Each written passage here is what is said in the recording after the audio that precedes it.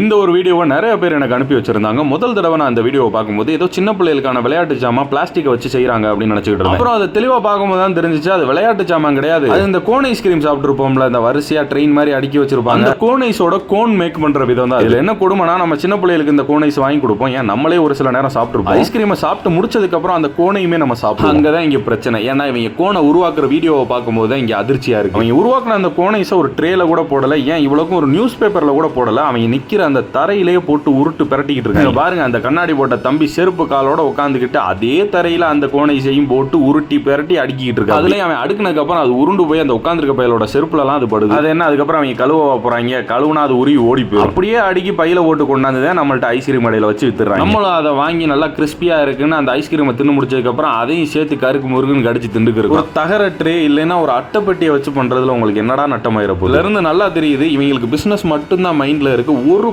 கூட மக்களுக்கு அதை ஹைஜீனிக்கா கொடுக்கணும்னு தோணவே. தயவு செய்து இந்த மாதிரியான கோன் ஐஸ்கிரீம் நீங்க ரோட்லயோ இல்ல ஏதோ ஒரு கடையிலயோ கண்டிப்பா வாங்கி சாப்பிடாதீங்க. மெயினா அவங்க வீட்டுல சின்ன பிள்ளைகளுக்கு வாங்கி கொடுக்காதீங்க.